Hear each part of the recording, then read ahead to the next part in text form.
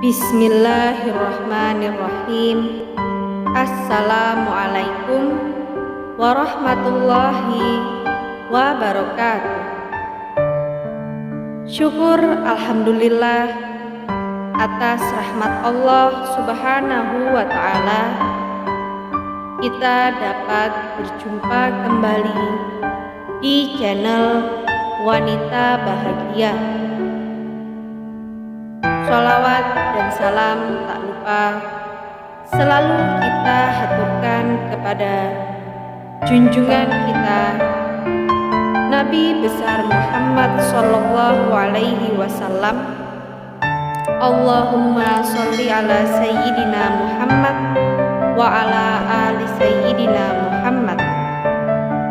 Semoga kita semua selalu dimudahkan urusannya, dimurahkan rezekinya, diberikan kesehatan, serta diampuni dosa-dosanya. Amin ya rabbal alamin. Sahabatku sekalian yang dirahmati oleh Allah Subhanahu wa ta'ala, belajar mengingat kematian dari Hafsah binti Sirin. Mengingat kematian juga merupakan salah satu cara hamba untuk mendekatkan diri kepada Allah Subhanahu wa ta'ala. Mereka yang senantiasa mengingat kematian akan mengontrol nafsu duniawinya, bahwa tiap-tiap yang dilakukan di dunia pasti akan dipertanggungjawabkan kelak, sehingga mereka tidak akan menyia-nyiakan waktu di dunia dengan melakukan perbuatan yang tidak bermanfaat. Kisah keteladanan dari cerminan sosok yang selalu mengingat kematian bisa diambil dari sosok sahabiah, yakni Hafsah binti Sirin, muslimah yang dikenal sebagai tabi'in ahli ibadah. Selain itu, kemampuannya untuk mendalami Al-Quran serta peka akan permasalahan membuat Hafsah dinilai juga sebagai ahli fikih dan seringkali dimintai pendapat. Hafsah adalah putri dari pasangan Sirin dan Safiyah yang menikah saat Islam sudah berkembang di Madinah. Hafsah pun lahir pada masa kekhalifahan Utsman bin Affan, tepatnya pada tahun 31 Hijriah. Kelahiran Hafsah pun diikuti oleh saudara-saudaranya Muhammad, Yahya, Karimah, dan Ummu Sulaim. Adik Hafsah, Muhammad bin Sirin, juga dikenal sebagai salah satu ahli fikih dan ahli tafsir. Semenjak kecil, Hafsah memang gemar menuntut ilmu. Dia berusaha menggali ilmu dari para sahabat dan sahabiah, termasuk dari Anas bin Malik.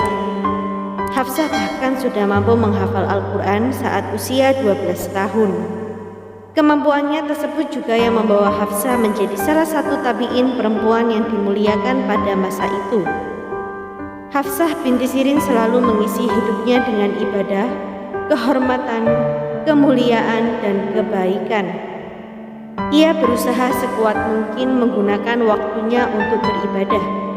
Seorang bernama Mahdi bin Maimun berkata, Hafsah binti Sirin tinggal selama 30 tahun tidak keluar dari tempat sholatnya kecuali untuk menemui seseorang atau untuk menunaikan suatu keperluan. Diriwayatkan bahwa Hafsah memiliki tempat khusus, yakni sebuah musola di dekat rumahnya. Ia akan melaksanakan ke musola itu untuk melaksanakan sholat zuhur dan tidak keluar lagi hingga ia mengerjakan sholat subuh esok harinya. Biasanya seusai sholat subuh, Hafsah tidak akan langsung meninggalkan musola. Ia akan mengerjakan sholat duha, baru kemudian keluar dan menyelesaikan urusannya. Ketika masuk waktu zuhur, Hafsah akan kembali lagi ke musola itu. Menurut sebuah riwayat, hal tersebut hampir tak pernah ia tinggalkan selama 30 tahun. Selalu menyimpan kain kafan. Tak hanya sholat, Hafsah juga merupakan sosok yang rutin berpuasa. Diriwayatkan bahwa dirinya berpuasa setahun penuh, kecuali pada hari-hari yang diharamkan berpuasa. Hafsah juga selalu menghidupi malam-malamnya dengan membaca setidaknya setengah Al-Quran. Selain beribadah, Hafsah telah menyiapkan kain kafan untuknya. Kain tersebut akan dipakai saat dirinya menunaikan haji atau berihram. Hafsah juga mengenakan kain tersebut pada saat beribadah di 10 hari terakhir Ramadan. Hal tersebut dilakukan salah satunya untuk mengingat kematian yang bisa datang kapan saja. Dengan mengingat kematian, sehingga ia dapat dengan tulus mengharap ampunan dan ridho Allah. Dikisahkan pula bahwa Hafsah pernah membeli seorang budak perempuan. Budak perempuan itu dimintai pendapat mengenai Hafsah. Ia adalah wanita solehah. Ia merasa memiliki dosa yang besar. Maka di seluruh malamnya ia menangis dan sholat. Begitu pengakuan budak tersebut. Selain dikenal akan ahli ibadah, Hafsah juga merupakan sosok yang pintar dan seringkali dimintai pendapat mengenai sebuah permasalahan. Saudaranya, Muhammad bin Sirin, pernah ditanyai mengenai suatu hal oleh muridnya. Namun ia kesulitan dalam mengambil keputusan. Muhammad pun meminta muridnya untuk datang dan menanyai Hafsah. Pergilah kalian kepada Hafsah. Bertanyalah kepadanya bagaimana dia mengkajinya, masalah yang berhubungan dengan Al-Quran. Sebab ia bagaikan orang yang telah meminum bahtera keilmuan yang ada di dalam Al-Quran, kata Muhammad bin Sirin. Salah satu perkataan Hafsah yang paling terkenal adalah pesannya bagi para pemuda agar memanfaatkan masa muda mereka dengan beribadah. Wahai para pemuda, manfaatkanlah masa mudamu. Sesungguhnya aku tidak melihat amal perbuatan yang dapat dikerjakan dengan baik kecuali di masa muda, katanya. Hafsah sebenarnya dikaruniai seorang anak laki-laki, yaitu Al-Huzail. Huzail sangat berbakti kepada ibunya. Namun Allah memiliki kehendak lain dan Huzail wafat. Atas peristiwa ini, Hafsah pun mengenang. Dia anakku, memerah susu unta pada pagi hari. Kemudian dia mendatangiku dan berkata, minumlah wahai ibu, karena sebaik-baik susu adalah yang berada pada kelenjar susu sejak malam harinya. Kemudian dia wafat. Maka Allah berikan kepadaku kesabaran. Walaupun begitu, aku dapati rasa sesak di dadaku yang hampir aku tidak tenang dengannya. Hafsah pun kembali berkata, tapi pada suatu malam aku pun membaca ayat yang berbunyi, apa yang ada di sisimu akan lenyap, dan apa yang ada di sisi Allah adalah kekal. Dan sesungguhnya kami akan memberi balasan kepada orang-orang yang sabar dengan pahala yang lebih baik dari apa yang telah mereka kerjakan. Quran Surat An-Nahl ayat 96. Maka sejak saat itu rasa sesak itu hilang. Hafsah akhirnya wafat pada usia mendekati 70 tahun, tepatnya pada 101 Hijriah di Madinah. Semasa hidupnya, Hafsah melahirkan banyak murid yang terkenal dengan keilmuannya seperti Ayub As-Sikhtiyani, Qatadah bin Da'amah As-Sudusi, Hisham bin Hasan, dan Khalid Al-Khazar.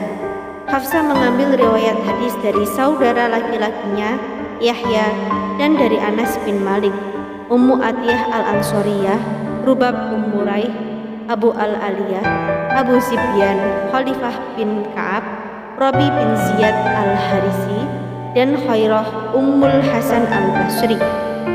Dengan segala kemuliaan yang dimiliki oleh Hafsah, ia pun dinilai sebagai salah satu tabi'in perempuan terbaik pada masanya.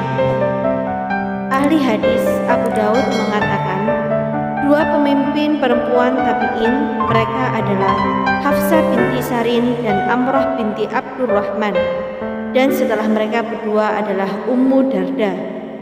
Kisah dari tabi'in Hafsah ini hendaknya menjadi pembelajaran bagi kita sebagai muslimah agar dapat bersifat zuhud dan senantiasa kematian. Semoga apa yang kami sampaikan kali ini bermanfaat untuk kita semua dan menjadi ladang pahala. Jangan lupa untuk menekan tombol like dan subscribe, dan juga nyalakan lonceng notifikasinya agar Anda tidak ketinggalan video terbaru dari Wanita Bahagia. Sampai jumpa di video kami selanjutnya. Sekian dan terima kasih banyak. Wassalamualaikum warahmatullahi wabarakatuh.